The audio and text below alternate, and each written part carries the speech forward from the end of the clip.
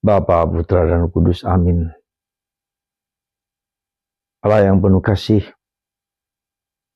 setiap dari kami ingin bahagia dan tidak ingin celaka. Bantu kami untuk mengenal, memahami, melihat, merasakan, dan mengalami. Hanya di dalam Engkau dan demi Engkau, kami akan bahagia. Bukan hanya di tempat ini, tapi nanti juga di akhir zaman. Bantu kami ya Bapa, untuk terbuka dan membuka diri. Kehadiran-Mu yang mengagumkan. Terpujilah nama-Mu kini dan sepanjang segala masa. Amin. Para saudara, kita mungkin sudah tahu bahwa sabda bahagia dan sabda celaka. Kalau kita ingin bahagia, bahwa kita harus meninggalkan dan melepaskan segala sesuatu demi Kristus, untuk Kristus, bagi Kristus. Menjalankan kehendak-Nya. Itulah sumber kebahagiaan kita. Tapi kalau kita ingin celaka, atau tak seorang pun pasti ingin celaka, tetapi suatu pilihan untuk mengalami kecelakaan, yaitu kalau kita menjauh dari Tuhan. Kalau kita melepaskan diri dari Tuhan dan berpusat kepada diri sendiri dan dunia. Maka di sini kita dibuat pilihan, saudara. Kita ingin bahagia, kita berpusat pada Kristus, Sang Juru Selamat, Sang Penebus. Kita ingin menjadikan Yesus sebagai sahabat, sebagai teman. Tidak hanya sebagai objek di mana saya minta sesuatu. Bantu kami, bantu kita juga untuk memahaminya. Dua pilihan hidup, ya, hidup adalah pilihan untuk bahagia atau pilihan untuk celaka. Dan untuk itu maka kita harus memasuki suatu situasi, suatu keadaan di mana kita memberikan diri segalanya kepada Kristus. Pada bagian pertama dari sabda bahagia, berbahagialah orang yang miskin, karena mereka lah empurnya kerajaan Allah. Kemiskinan, bukan miskin fisik, tapi miskin karena ketergantungan bahwa segala sesuatu berasal dari Tuhan. Bahwa segala sesuatu untuk Tuhan, demi Tuhan, bagi Tuhan, dan karena Tuhan. Itulah yang membuat kita bahagia. Dan kebahagiaan itu bagaimana membuat kita merasa miskin. Karena miskin itu milik Tuhan. Kerajaan Allah itu milik kita. Apa artinya kemiskinan? Tentu saja kemiskinan bukan kemiskinan fisik, tetapi kemiskinan batin. Yaitu ketergantungan hidupku hanya pada Tuhan. Sekali lagi, ketergantungan hidupku hanya pada Tuhan. Diriku tidak ada apa-apanya. Diriku tidak punya apa-apanya. Tapi hanya punya Tuhan. Aku milik Tuhan. Dan Tuhan milikku juga dalam arti tertentu. Para saudara, kata milik, aku milik Tuhan.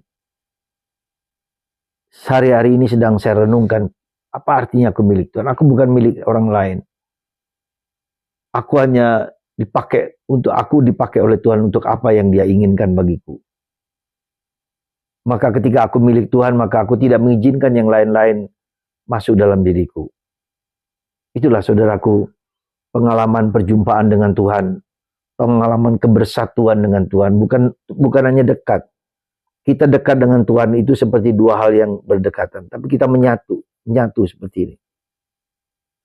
Maka itulah yang saya kira dan saya duga suatu proses, suatu perjalanan hidup kita untuk telah dipersatukan oleh Tuhan bagi kita. Dan karena kita adalah milik Tuhan, hidup adalah anugerah. Sekali lagi, hidup adalah anugerah. Maka saya selalu membayangkan, memikirkan bagaimana kita terjadinya. Anda bisa bayangkan ketika bapak ibu kita, ya, yang berkehendak, yang menyatu dalam kesatuan mereka sebagai suami dan istri. Lalu terjadilah proses perjumpaan antara yang diberikan bapak berupa sperma dan ibu berupa indung telur, lalu menyatu dan tinggal di dalam rahim ibu. Dari sesuatu yang tiada menjadi ada, dari sesuatu yang sederhana menjadi bermunculan aneka organ tubuh kita yang berfungsi dengan sangat ideal. Sekali lagi, bagaimana itu mungkin? Jadi kemiskinan kita, anugerah ini bisa bergerak, bisa berpikir, kemudian bisa melihat, bisa mendengar, bisa mencium, bisa makan, dan seterusnya. Seperti yang tubuh kita semua ini. Hanya karena hal yang kecil, yang sederhana, yang berkembang, tumbuh, besar. Jadi potensi-potensi kemanusiaan kita yang bukan dari kita sendiri, kalau tidak dari dalam diri kita sendiri. Kita bisa memikirkan bahwa itulah suatu proses alami, kodrati betul. Tapi lepas dari kodrati itu pasti ada sesuatu yang Tuhan kehendaki dalam diri kita. Tuhan punya rencana kan. Bukan hanya secara fisik kita mendapatkan itu, tapi Tuhan memiliki suatu rencana demi kebaikan semesta alam, melanjutkan karya cipta manusia dari yang tiada menjadi ada. Ya. Itulah creation ex nihilo, penciptaan karena dari sesuatu yang tidak ada menjadi ada. Dan itulah Anda dan saya dan kita semua berharga di mata Tuhan. Maka kita yang seperti ini pasti punya rencana yang Tuhan mau dalam diri kita. Karena itu maka saudaraku terkasih dalam Kristus, mari kita belajar miskin. Hidup adalah anugerah, hidup adalah syukur, hidup adalah cinta kasih, hidup adalah kebaikan. Dan itu kehendak Tuhan bagi kita.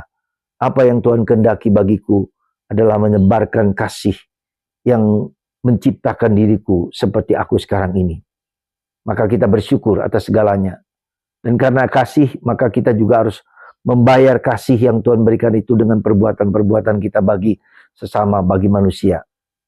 Kita bisa melihat kenapa paus kita ini begitu mendalam, begitu luar biasa. Karena dia memberikan segala-galanya untuk umat manusia. Dia mencintai manusia, siapapun juga, tanpa kecuali. Kasihnya kepada setiap orang untuk berbagi, untuk berkembang, untuk bertumbuh secara normal, secara baik, demi keselamatan manusia. Itulah kekuatan superpower yang Tuhan berikan kepada paus kita. Sehingga memikat banyak orang, sehingga menarik banyak orang, siapapun juga yang dia temui bergembira karena dia menaburkan kasih, menaburkan benih dan menaburkan senyum kepada setiap orang karena semua orang baik adanya. Itulah nilai kemiskinan kita. Kita bergantung kepada Tuhan, kita bersandar pada Tuhan. Semoga Tuhan memberkati Anda dan menjadikan kita miskin di hadapan Tuhan. Sehingga akhirnya kita bisa bahagia dan bukan kita celaka. Tidak ada seorang pun yang mau celaka, tetapi itulah pilihan hidup. Ya, semoga kita semua mau bahagia dan memberikan yang terbaik untuk Tuhan, untuk diriku, untuk sesama, untuk siapapun. Itulah pesan yang Tuhan berikan kepada kita untuk bahagia dan tidak untuk celaka. Tuhan memberkati Anda semua dan saya juga, dan berkat Tuhan melimpah karena Tuhan sayang kepada Anda, Bapa, Putra, dan Roh Kudus. Amin.